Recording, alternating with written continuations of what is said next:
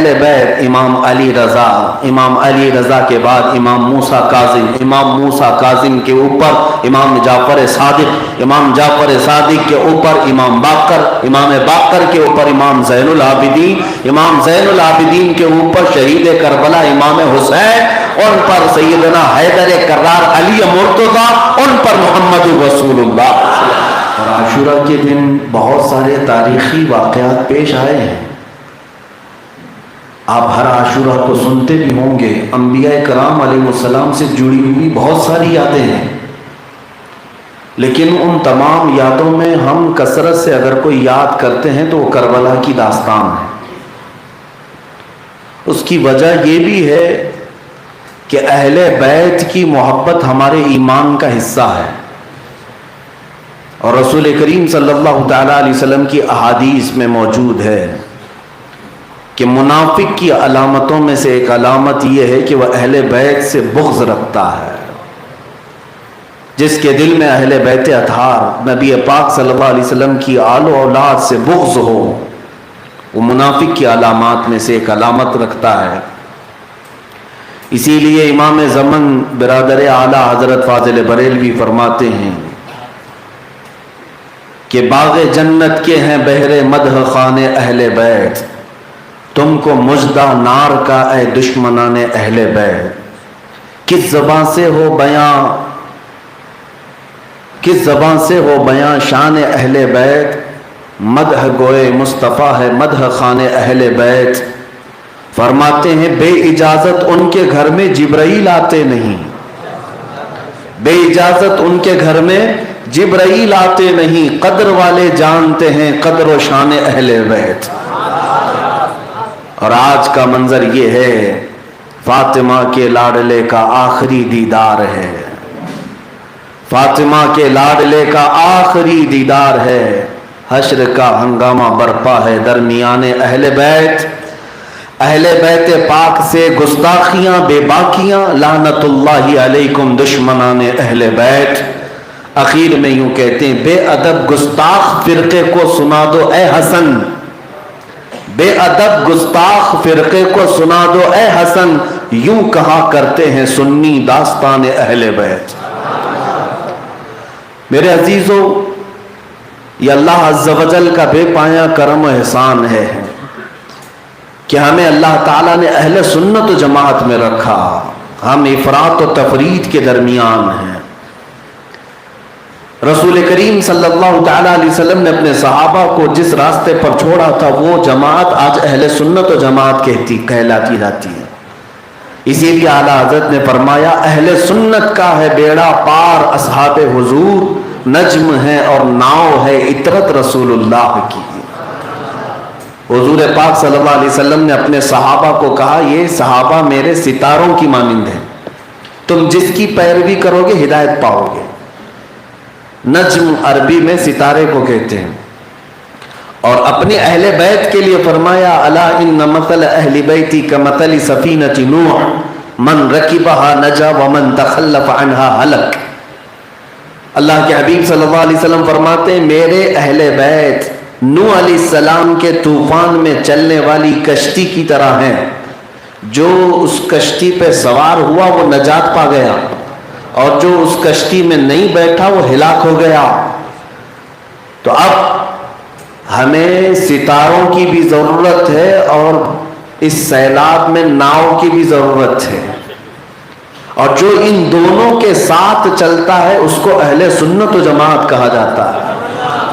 ہم صحابہ کے گستاخ نہیں ہیں، کسی بھی صحابی کی شان میں گالیاں، بے ادبیاں، گستاخیاں ہرگز نہیں کر سکتے۔ اللہ کے نبی صلی اللہ علیہ وسلم نے ارشاد فرمایا میرا ایک صحابی جو کے دانے کے برابر خیرات کرے اور تم سارے لوگ مل کر کے احد پہاڑ کے برابر سونا خیرات کرو تب بھی برابر نہیں ہو سکے گا، صحابی کے مقام کو نہیں پہنچ سکتے۔ بے ادب گستاخ فرقوں کو میں کہہ رہا ہوں صحابہ کی بھی عظمت الحمدللہ آج اگر کوئی کرتا ہے تو اہل سنت و جماعت ہے، اور ساتھ ہی اہل بیت اطہار رسول اللہ کی آل ذرا برابر بھی اونچ نیچ ہونے نہ دینا۔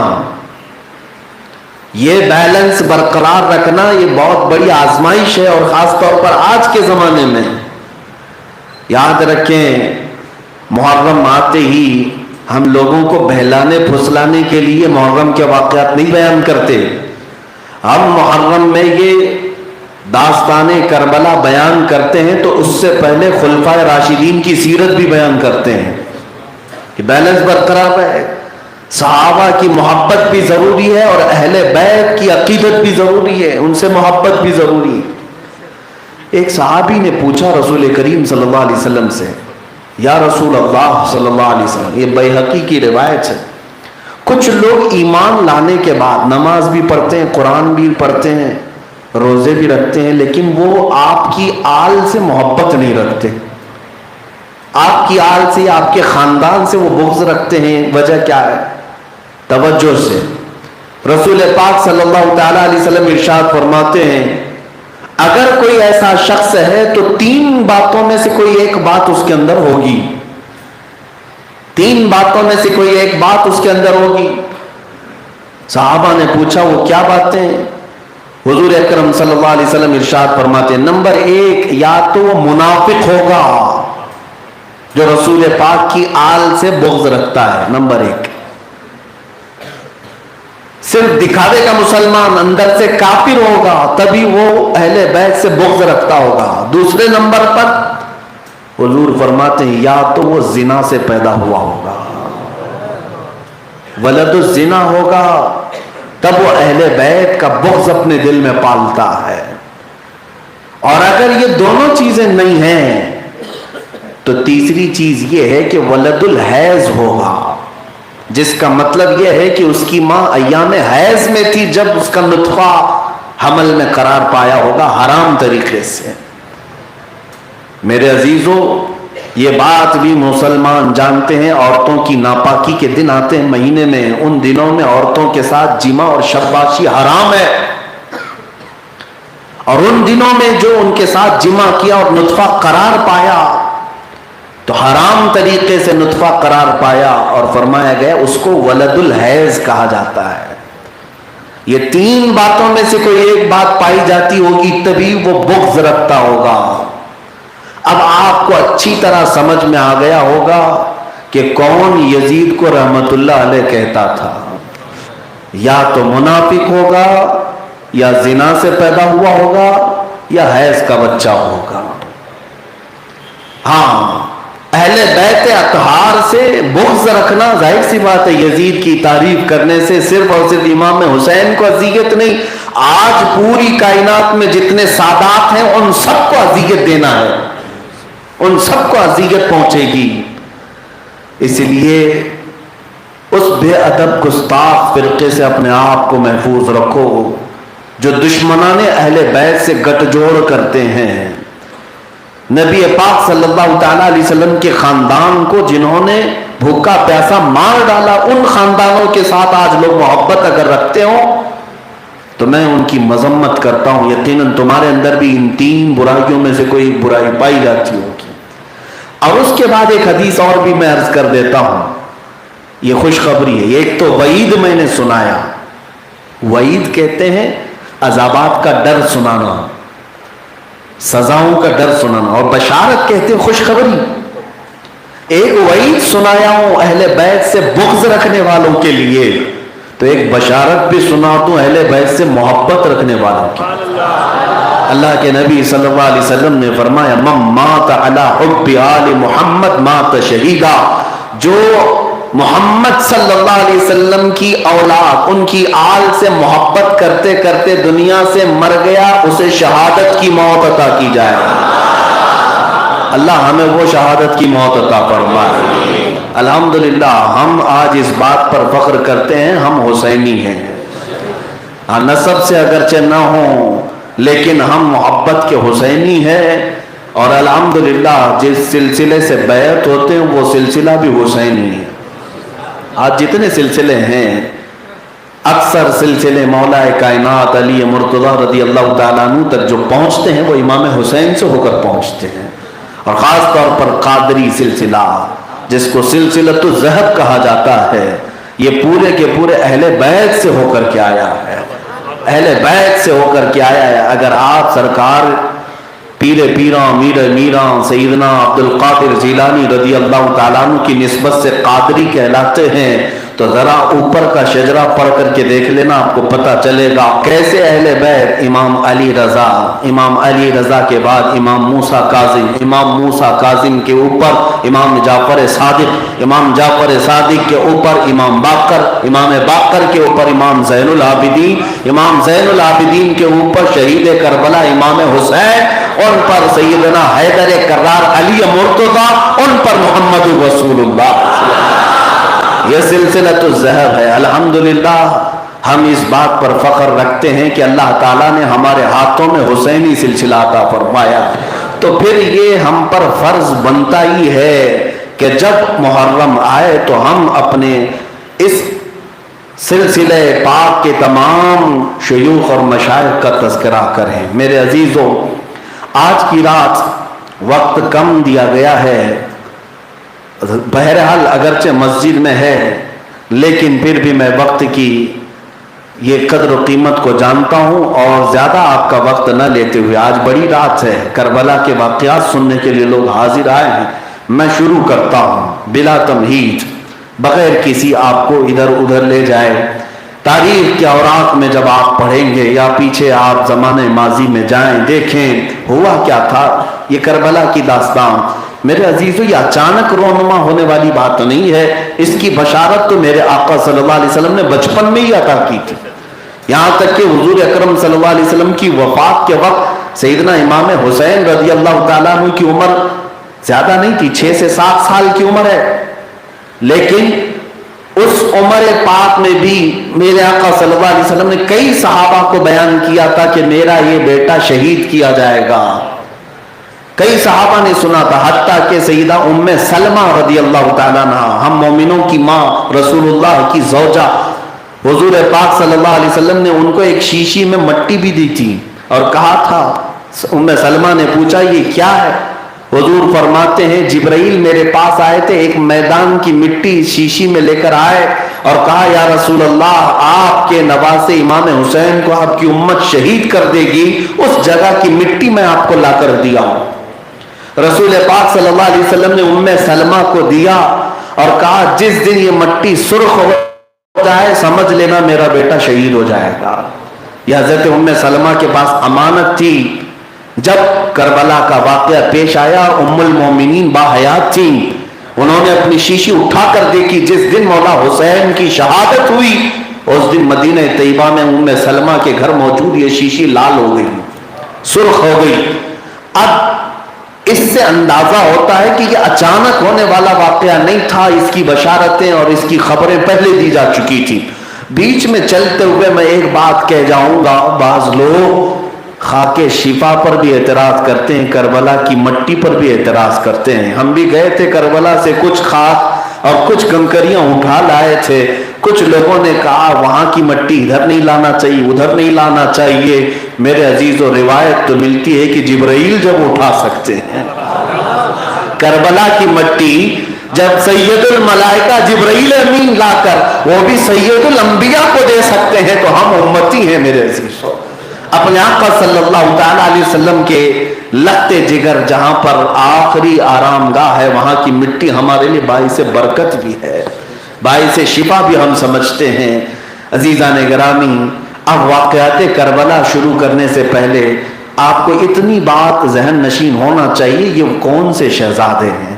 یہ لالوں کے نازوں کے پلے ہوئے شہزادے جن کے متعلق میرے آقا صلی اللہ تعالیٰ علیہ وسلم کس قدر لوگوں کو تاکید اور تلقین کرتے تھے. کبھی دونوں کو بٹھاتے, حسن و حسین رضی اللہ عنہما, اور اللہ کی بارگاہ میں یوں کہتے تھے اے اللہ میں حسن و حسین سے محبت کرتا ہوں, تو بھی ان سے محبت فرما. اور اتنا ہی نہیں بلکہ حضور یہ فرماتے اے اللہ جو بھی قیامت تک ان سے محبت کرے گا تو اس سے بھی محبت فرما. اگر آج تم حسنین کریمین صبتین ریحانتین رضی اللہ عنہما سے محبت کرتے ہو تو اللہ کے رسول کی اس دعا میں تمہارا بھی شمار ہو جائے گا. میرے آقا نے ہمارے لیے بھی دعا کیا ہے کہ جو حسنین سے محبت کرے گا اے اللہ تو اس سے بھی محبت فرما۔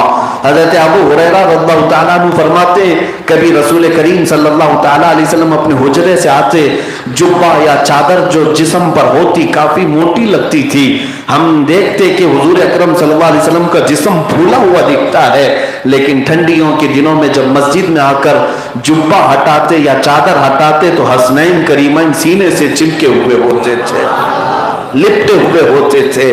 رسول کریم صلی اللہ علیہ وسلم کے ساتھ یہ شہزادے مسجد میں آنا، مسجد میں جانا، میرے عزیزوں کس انداز سے ان کی پرورش ہوئی ہے۔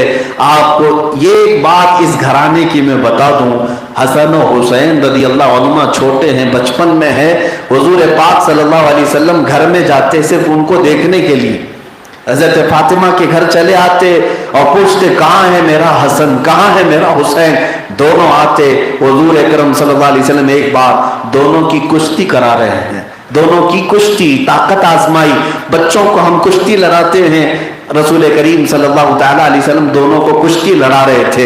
امام حسن بڑے ہیں، امام حسین چھوٹے ہیں، لیکن جب کشتی دونوں لڑ رہے تھے میرے آقا صلی اللہ علیہ وسلم امام حسن کی سائیڈ لے رہے تھے اور کہہ رہے تھے حسن حسین کو ادھر سے پکڑ لو، حسین کو ادھر سے پکڑ لو۔ حضرت فاطمہ اندر سے دیکھتی ہوئی کہنے لگی بابا جان یہ کیا بات ہوئی، آپ بڑے کی طرفداری کر رہے ہیں، عام طور پر باپ اور ماں چھوٹے بچے کی طرفداری کرتے ہیں، حسین چھوٹا ہے، حسن بڑے ہیں، آپ حسن کی سائیڈ لے رہے ہیں۔ میرے آقا صلی اللہ علیہ وسلم نے فرمایا فاطمہ تم نہیں دیکھ رہی، حسین کی طرف جبرائیل کھڑے ہوئے ہیں۔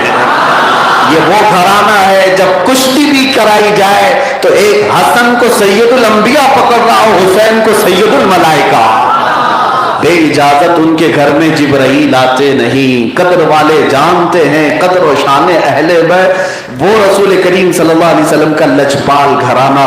اللہ کے نبی صلی اللہ تعالیٰ علیہ وسلم بچپن میں امام حسین کی، امام حسن مجتبیٰ کی عمر ابھی 6 ماہ کی تھی، تب صرف اپنے منہ سے حضور زبان نکال کر کے ہلاتے تھے، ان کے سامنے بچوں کو جیسے زبان دکھائی جاتی ہے، اور صحابہ فرماتے امام حسن صرف رسول اللہ کی زبان کی سرخی دیکھ کر کھلکھلا کر ہنستے تھے، اور پھر میرے آقا صلی اللہ علیہ وسلم ان کی ہنسی کو دیکھ کر خوش ہوتے اور ارشاد فرماتے اے لوگوں تم گواہ رہنا میرا یہ بیٹا سردار ہوگا، میرا یہ بیٹا سردار ہوگا۔ امام حسن کو جو سید کہا گیا وہ سردار کے معنی میں کہا گیا۔ اور پھر اللہ کے نبی صلی اللہ تعالیٰ علیہ وسلم ایک بار منبر پر خطبہ دے رہے مسجد نبوی کے، صحابہ کہتے ہیں ایک پیر کو حسن پکڑے ہوئے ہیں، ایک پیر کو حسین پکڑے ہوئے ہیں۔ جب رسول اللہ صلی اللہ علیہ وسلم کے قدموں کو پکڑ کر وہ منبر میں ہیں، کبھی مسجد میں میرے آقا سجدے میں ہو تو پشت پر کوئی بچہ چڑھ جائے اور صفوں کے سامنے آ جائے، اللہ اللہ یہ نازوں کی پرورش پانے والے وہ بچے، یہاں تک کہ کبھی میرے آقا کندھوں پر سوار کر کے لے جاتے۔ ایک صحابی کہتے ہیں شہزادوں کو دیکھ کر اے شہزادوں کیا قسمت پائی، کتنی اعلیٰ سواری ہے تمہاری، کتنی اعلیٰ سواری ہے۔ میرے آقا صلی اللہ علیہ وسلم نے اس بات پر صرف خاموشی اختیار نہیں کی بلکہ ان کو جواباً کہا اے میرے صحابی تو نے صرف سواری دیکھی، یہ دیکھ سوار بھی کتنے اچھے ہیں، سوار بھی کتنے اچھے ہیں۔ اس سے پتہ چلا رسول پاک صلی اللہ علیہ وسلم کی منشا یہ تھی جب جب نبی کی تعریف کی جائے تو حسنین کی بھی تعریف کی جائے۔ اسی لیے درود اس وقت تک کمپلیٹ نہیں ہوتا جب تک آپ یہ نہیں کہتے اللہم صلی علی سیدنا محمد وعلی آل سیدنا محمد، جب تک آل کا ذکر نہیں کرو گے تو درود بھی کمپلیٹ نہیں ہوگا، کیونکہ میرے آقا کی منشا یہ ہے جب تم نبی کی تعریف کرو تو اہل بیت کی بھی تعریف کرو۔ عزیزان گرامی اس مقام کو سمجھو۔ امام شافعی رحمۃ اللہ تعالیٰ علیہ کے ہاں تو اور بھی بڑا سخت مسئلہ ہے، جو درود نہیں پڑھا، اہل بیت کا ذکر اس میں نہیں کیا، ان کے نزدیک نماز ہی نہیں ہوئی، فرض کا مقام ہے، نماز ہی نہیں ہوئی۔ اور یہ اہل بیت اطہار کا تذکرہ اللہ تعالیٰ نے نصیب والوں کو دیا ہے۔ شروع میں ہی میں نے کہہ دیا کہ بغض رکھنے والا 3 علامتوں میں سے کوئی ایک علامت اپنے اندر رکھتا ہوگا۔ اللہ وہ تینوں نحوستوں سے ہمارے اس مجمع کو پاک رکھے، کوئی منافق نہ ہو، کوئی ولد الزنا نہ ہو، کوئی ولد الحیض نہ ہو۔ اللہ تعالیٰ پاک لوگوں کے بیانات کے لیے پاک لوگوں کو منتخب فرمائے، کیونکہ قرآن کہتا ہے الطیبات للطیبین والطیبون للطیبات۔ اس سے پہلے رب تعالیٰ فرماتا ہے الخبیثات للخبیثین والخبیثون للخبیثات۔ یہ آیت دونوں پورے مقامات کی تشریح کرتی ہے۔ رب تعالیٰ فرماتا ہے بری چیزیں برے لوگوں کے لیے ہیں اور برے لوگ بری چیزوں کے لیے ہیں۔ اسی طرح والطیبات للطیبین، اور پاکی زبانوں پر میرے آقا کا نام کثرت سے آتا ہے تو پاکیزہ لوگوں میں، پاک لوگوں میں شمار کیا گیا ہے۔ اسی لیے تو میں بار بار کہتا ہوں کسی کی جے بھی جے کیوں پکارے، کیا غرض ہم کو، ہمیں کافی ہے سید اپنا نعرہ یا رسول اللہ۔ عزیزان گرامی، حسنین کریمین رضوان اللہ تعالی علیہ مجمعین کا عالم یہ ہے کہ ایک بار حضور پاک صلی اللہ تعالی علیہ وسلم امام حسن اور امام حسین کو ڈھونڈنے کے لیے گھر میں آئے۔ حضرت فاطمہ کہنے لگی صبح سے بچے غائب ہیں، نظر نہیں آتے۔ نبی پاک صلی اللہ تعالی علیہ وسلم خود باہر ڈھونڈنے کے لیے نکلے۔ ایک درخت کے نیچے دونوں شہزادے سوئے مدینے کے باہر، لیکن اس پر حیرت یہ ہے اللہ کے فرشتے ان پر اپنے پروں سے سایہ کیے ہوئے ہیں۔ یہ مقام اعلیٰ، یہ مقام رفیع رسول پاک صلی اللہ علیہ وسلم کے شہزادوں کا میں کیوں عرض کر رہا ہوں، توجہ چاہتا ہوں۔ امام حسین کو کبھی حضور گود میں لیتے تو آپ کی گردن مبارک کو اور رخساروں کو چومتے تو تھے لیکن سونگھتے بھی تھے۔ نبی پاک صلی اللہ علیہ وسلم سونگھتے تھے۔ بچوں کو سونگھا جاتا ہے کہ چوما جاتا ہے، بوسہ دیا جاتا ہے، بوسے لیتے ہیں، یہ پیار کی علامات میں سے ہے۔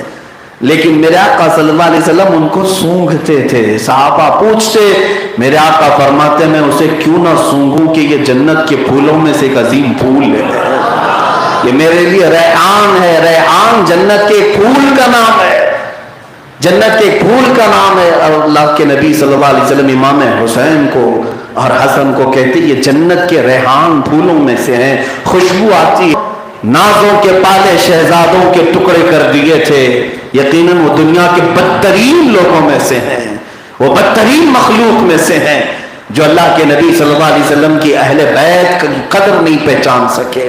عزیزان گرامی وقار، نبی پاک صلی اللہ علیہ وسلم کے گھرانے میں پرورش پانے والے حسنین کریمین، پرورش تو شروع کی رسول پاک کے گھر میں ہوئی، لیکن اتفاق ایسا ہے کہ اللہ کے نبی صلی اللہ علیہ وسلم کی وفات کے وقت یہ شہزادے چھوٹے تھے، 6 اور 7 سال کے قریب کے، اور ماں آپ کی ایسی تربیت دینے والی مشفق استادہ ہیں کہ ہر پل ہر لمحہ سیدہ کائنات نے ان کو قرآن پاک کی آیتیں پڑھ پڑھ کر لولیاں سنا کر دودھ پلایا تھا، اور ہمہ وقت حسنین کریمین کے دلوں میں خوف خدا پیدا کرتی تھیں اور انہیں فاقہ کشی سکھایا، جفا کشی سکھایا۔ 6 سال کی عمر میں بچوں کو سارے آداب و اخلاق دیتی ہے جو آج آپ برسوں میں نہیں سیکھ سکتے۔ بڑوں کے آداب، چھوٹوں کی شفقت، رحم دلی، سخاوت، صبر، رضا، ایثار، استقامت، ہر خصلت 6 سال کی عمر میں ماں نے دے دیا تھا۔ اور اتفاق یہ ہے میرے آقا صلی اللہ علیہ وسلم کے وصال کے، انتقال کے صرف 6 مہینے کے بعد سیدہ کائنات فاطمۃ الزہرا بھی وصال کر گئی رضی اللہ عنہا۔ حضور پاک صلی اللہ علیہ وسلم کی حیدر کرار شیر خدا رضی اللہ تعالیٰ عنہ اور باپ کی تربیت میں وہ ایسا سائیکل ہو گئے، ایسے مضبوط ہو گئے کہ جب جوان ہوئے آپ اندازہ کریں کہ دونوں شہزادوں نے رسول اللہ سے حدیثیں بھی روایت کی۔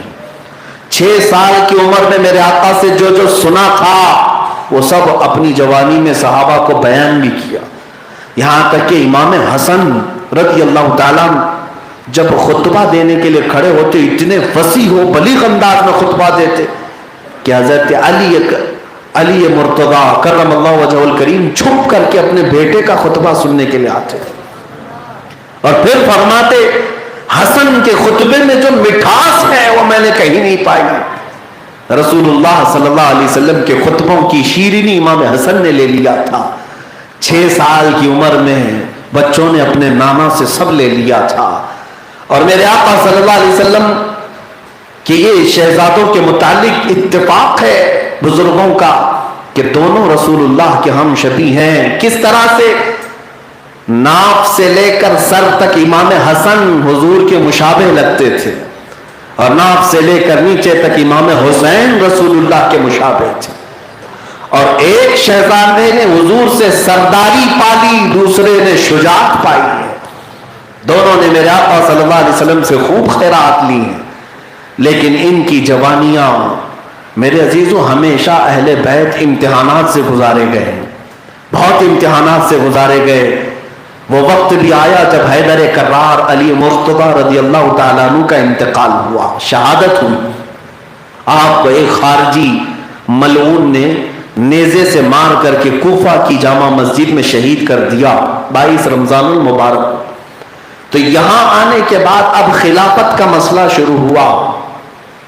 حضرت ابو بکر صدیق، حضرت عمر فاروق رضی اللہ عنہ، حضرت عثمان، حضرت علی مرتضی رضی اللہ عنہ، 4 خلفائے راشدین، سب کو پتا ہے، ہر سنی جانتا ہے. ان کا دور ختم ہونے کے قریب پھر حضرت علی رضی اللہ تعالیٰ عنہ کے بعد خلافت کا مسئلہ پیش آیا کہ کون خلیفہ ہوگا. اس وقت 3 جگہ سے آوازیں آئیں. ایک حضرت امام حسن مجتبی کی خلافت، ایک عبداللہ بن زبیر رضی اللہ عنہ کی خلافت مکہ، اور تیسرے امیر معاویہ رضی اللہ عنہ کی. لیکن 8 مہینے تک امام حسن مجتبی رضی اللہ تعالیٰ عنہ خلافت پر فائز رہے. لوگوں نے آپ کے ہاتھ پر بیعت بھی کیا. لیکن جب امت میں انہوں نے اختلاف دیکھا تو امام حسن مجتبی نے اپنے آپ کو خلافت سے دستبردار کر لیا. خود دمشق جا کر امیر معاویہ کے ساتھ صلح کی اور 2 بڑے فریق کو، 2 جماعتوں کو لڑنے سے بچا لیا. خلافت ان کے حوالے کر دیا. محبت کا سلسلہ چلتا رہا. 20 سال امیر معاویہ نے خلافت کی، لیکن اس کو ملوکیت کہا جاتا ہے. ملوکیت، کیونکہ میرے آقا صلی اللہ علیہ وسلم نے فرمایا تھا میرے بعد 30 سال تک خلافت ہوگی، اس کے بعد بادشاہت. اور اگر آپ کاؤنٹ کریں گے حضرت ابو بکر صدیق رضی اللہ تعالیٰ عنہ 2.5 سال، حضرت عمر فاروق رضی اللہ تعالیٰ عنہ 10 سال، حضرت عثمان غنی رضی اللہ تعالیٰ عنہ 12 سال. کتنے ہوئے؟ 12 10 22 اور 2.5 24. 24.5 کے بعد سیدنا علی مرتضی رضی اللہ تعالیٰ عنہ کی جو خلافت قائم ہوئی وہ 4 سال 8 مہینے کے قریب. تقریباً یہ خلافت کے جو کاؤنٹنگ کریں گے آپ حضرت ابو بکر سے لے کر حضرت علی کی وفات تک تو 29 سال 4 مہینے ہوں گے. کتنے؟ 29 سال 4 مہینے. پھر امام حسن مجتبی کی خلافت 8 مہینے چلی. 8 مہینے کے بعد آپ خلافت سے دستبردار ہو گئے. تو اب 8 مہینے کے بعد پورے ٹوٹل خلافت کے کتنے سال ہوئے؟ 30 سال ہو گئے. میرے آقا کا فرمان برحق ہے. اسی لیے اہل سنت و جماعت جہاں خلفائے راشدین 4 خلفائے راشدین کی خلافت مانتے ہیں، اسی طرح امام حسن مجتبی کو بھی خلیفہ راشد 5واں کہا جاتا ہے. وہ بھی خلافت کے ان دنوں میں ہی آتے ہیں. پھر ان کے بعد امیر معاویہ رضی اللہ تعالیٰ عنہ کی خلافت چلی 20 سال تک. اور ان دنوں میں معاملات ٹھیک ٹھاک رہے، کوئی معاملات نہیں تھے. جو جنگیں ہوئی تھی وہ حضرت علی کرم اللہ وجہہ الکریم کے زمانے میں ہوئی، لیکن صلح صفائی کے بعد سب ختم ہوئی. ان جنگوں کا تذکرہ کرنا جائز نہیں. صحابہ اکرام کے آپسی مشاجرات اور اختلافات کو بیان کرنا یہ گمراہی کو دعوت دینا ہے. لوگ یہاں ناپ تول کریں گے کہ یہ جماعت حق پر تھی کہ وہ جماعت حق پر. دونوں جماعت میں صحابہ موجود ہیں. اس لیے اب حضرت امیر معاویہ رضی اللہ تعالیٰ عنہ کے انتقال کا وقت جب قریب آیا تو ایک جو بہت بڑا مسئلہ پیش آیا اور امت میں پہلا کام ہوا وہ یہ تھا کہ حضرت امیر معاویہ نے اپنے بیٹے یزید کو ولی عہد مقرر کیا، جبکہ اب تک اسلام میں کسی بھی خلیفہ راشد نے اپنے بیٹے کو خلافت کا یا ولی عہد کا اعلان نہیں کیا۔ حضرت ابو بکر کے بیٹے بھی صحابی ہیں، حضرت عمر کے بیٹے بھی صحابی ہیں، حضرت علی کے بیٹے بھی صحابی بلکہ نواز رسول ہیں رضوان اللہ علیہم اجمعین۔ لیکن امیر معاویہ رضی اللہ تعالیٰ عنہ کے ساتھ یہ جو معاملہ پیش آیا، اس میں ان کو بلیم کرنا، ان کو تانا دینا بھی غلط ہے، اس لیے کہ کوفہ کے لوگ، بصرہ کے لوگ، دمشق کے لوگ وفد در وفد، جوق در جوق آئے، امیر معاویہ سے یہ کہنے لگے کہ پہلے جیسے فتنے ہوئے ویسے پھر سے ہو سکتے ہیں، آپ ان کا اعلان کر دیجئے۔ بہرحال حضرت امیر معاویہ نے خلافت کے متعلق یہ جو بھی کیا، اس کے بعد آپ کا انتقال ہوا۔ صحابی رسول ہیں، کاتب قرآن ہیں، ہم ان کے متعلق بھی ہرزہ سرائی نہیں کرتے اور نہ ہی بدگمانی کرتے ہیں، کیونکہ اہل سنت و جماعت کا عقیدہ ہے کہ سارے صحابہ جن کے بارے میں قرآن نے کہا وہ کُلًّا وعد اللہ الحسنى رضی اللہ عنہم ورضوا عنہ، قرآن کی آیتیں ہیں، اللہ ان سب سے راضی ہو گیا اور ان سب سے اللہ نے اجر کا وعدہ کیا ہے، تو کسی بھی صحابی کو تہمت لگانا جائز نہیں۔ بہرحال اب یزید کا جو معاملہ ہے اس پر تو ہم مکمل مذمت کرتے ہیں، ہم میں سے کوئی ایسا نہیں ہے جو یزید کو چھپانے یا بچانے کی کوشش کرتا ہو، کوئی نہیں ہے، اس لیے کہ اس کی برائیاں عام تھیں۔ یزید نالائق تھا، فاسق تھا، فاجر تھا، شراب بھی پیتا تھا، حتیٰ کہ اس کے متعلق ابن اسیر نے لکھا ہے کہ وہ بندروں کے کھیل میں بڑا لطف اٹھایا کرتا تھا، جب کبھی کوئی بندر اس کا پالا ہوا مرتا تو دن بھر روتا تھا، بندروں کے اوپر، سروں کے اوپر سونے کی ٹوپی پہناتا تھا، اور پھر مرغے لڑانا اور سینگ والے بکرے لڑانا، پورا مکمل ٹپوری، ایک نمبر کا بدماش، آوارہ۔ اور یہ اس کی خطائیں، اس کی غلطیاں ہیں، لیکن باپ کو بلیم نہیں کریں گے۔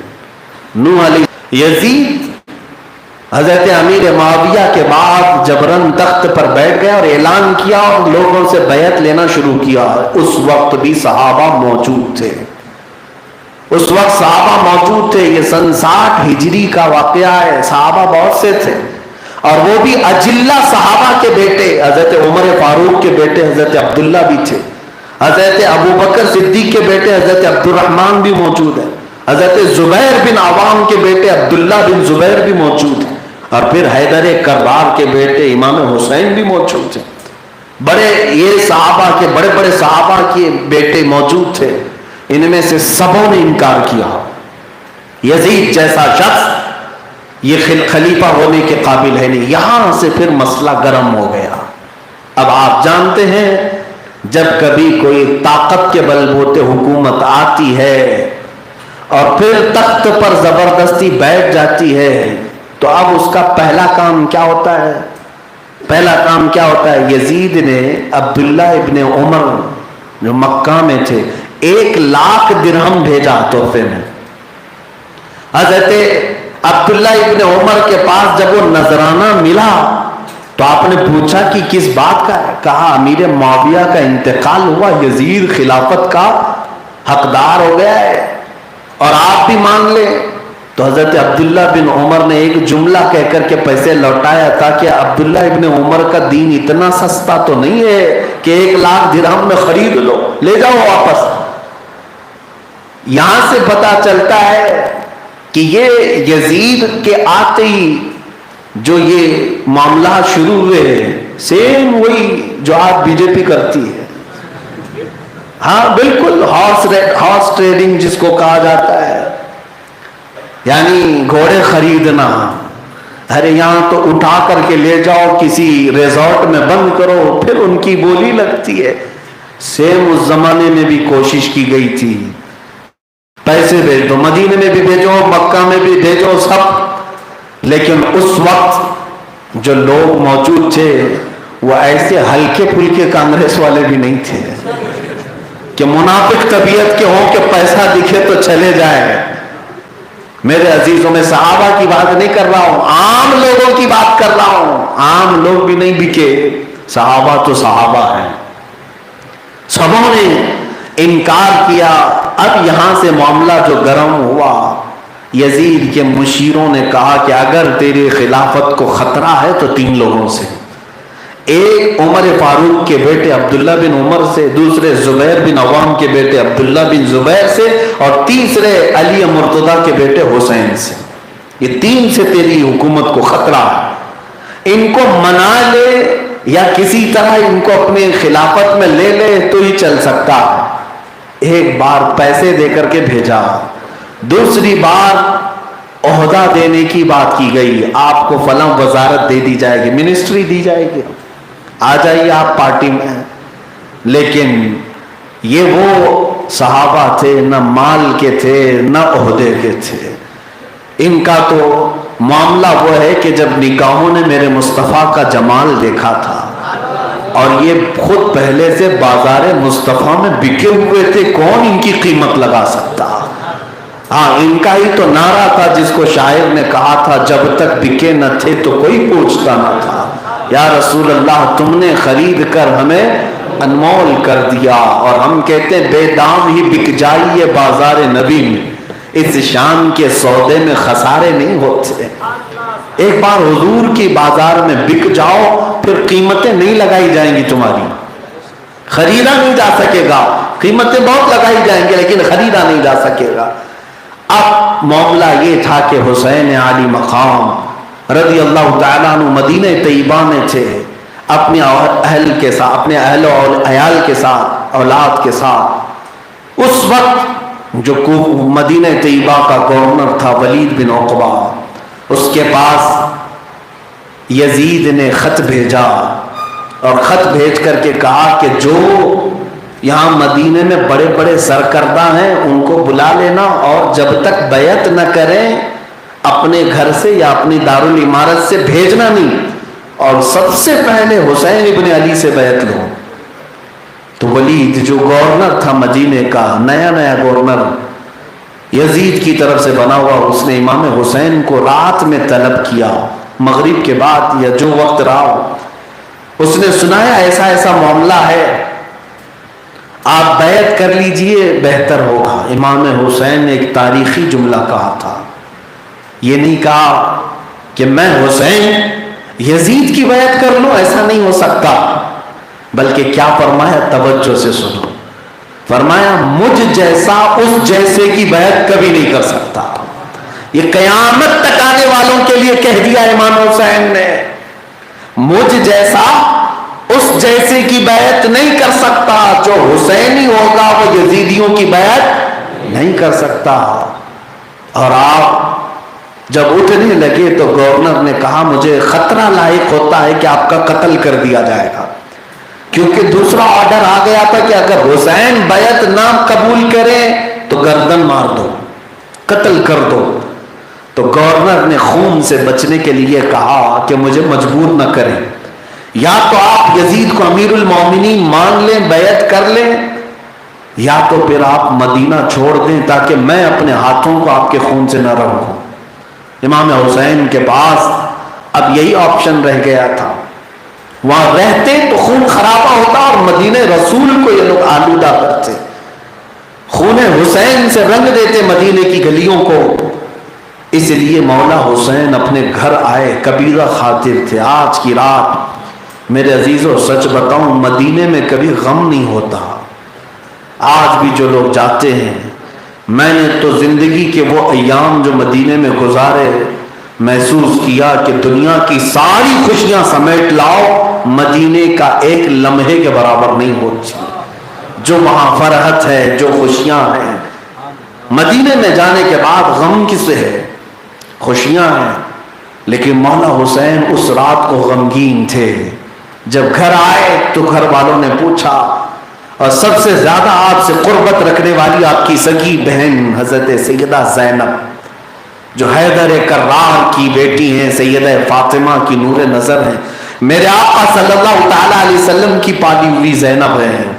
حضرت سیدہ زینب امام حسین سے بڑا پیار کرتی تھیں.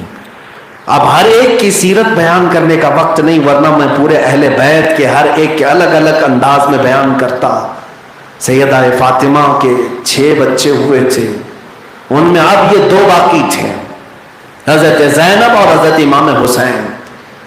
حضرت زینب نے پوچھا بھائی جان آج بڑے غمگین نظر آ رہے ہیں، وجہ کیا ہے؟ امام حسین نے بتایا کہ ایسے معاملات ہو گئے، یزید جیسا نااہل آدمی تخت خلافت پر بیٹھ گیا اور مجھ جیسے آدمی کو کہا جاتا ہے کہ بیعت کر لے. اگر میں آج بیعت کر لوں تو صرف مسئلہ آج کا اور کل کا نہیں، قیامت تک کے لیے دلیل بن جائے گا. میرے عزیزوں، میرے حسین نے وہ کارنامہ انجام دیا کہ اگر حسین اعظم بیعت کر چکے ہوتے تو شاید ہماری مسجد کے مصلوں پر بھی کوئی چور کھڑا ہو جاتا، زانی کھڑا ہو جاتا، شرابی کھڑا ہو جاتا. آج عام لوگوں کے ذہنوں میں بھی یہ بات ہے کہ چوروں کو مصلے پر امامت کے لیے نہیں کھڑا کیا جاتا. یہ امام حسین کا دیا ہوا احسان ہے، احسان ہے. ہم مصلی امامت پر جب فاسق و فاجر کو نہیں تسلیم کرتے تو پوری دین کی امامت کے لیے کیسے کسی کو امیر تسلیم کریں گے؟ ایسے فاسق و فاجر کو. مولا حسین سے ان کے اہل خانہ نے پوچھا اب کرنا کیا ہے؟ کہا بس ایک ہی راستہ رہ گیا ہے کہ میں یہاں سے نکلوں مدینہ طیبہ سے اور مکہ مکرمہ جا کر کے میں ابھی فی الحال عمرہ کروں گا اور حج تک وہاں پر رکتا ہوں. وہاں کے حالات سازگار ہوں گے، مکہ حرم ہے، جنگ و جدال قتل و قتال مکہ کے اندر حرام ہے، میں وہاں جا کر کے اپنی زندگی بسر کرتا ہوں. تو پھر جب مولا حسین نکلنے لگے اسی رات کو، جس رات پیغام آیا، مختصر سا سامان اہل بیت کا تھا، وہ اپنا سامان رکھتے سفر باندھ لیا اور جیسے ہی خاندان میں بات پھیلی تو امام حسین کے ساتھ اہل خانہ شریک ہو گئے. مولا حسین کی زوجہ محترمہ، آپ کے بیٹے حضرت علی اکبر اور علی اوسط، علی اصغر جو چھوٹے سے تھے ابھی، اور ان کے علاوہ سیدہ بی بی سکینہ رضی اللہ تعالیٰ عنہ اور امام حسن مجتبیٰ کی اولاد میں حضرت امام قاسم تھے، اور پھر ساتھ میں حضرت سیدہ زینب بھی ہو گئیں. کئی لوگ اس طرح سے نکل پڑے مکہ مکرمہ کے سفر کے لیے. جب بھی کتابیں کھول کر کے دیکھتے ہیں اور آپ پڑھتے ہوئے آج اتنے سال ہو گئے میرے عزیزوں، جب اس المناک واقعت کو میں پڑھتا ہوں آپ بھی آنکھیں ڈبڈبا جاتی ہیں، آنسو نکل جاتے ہیں.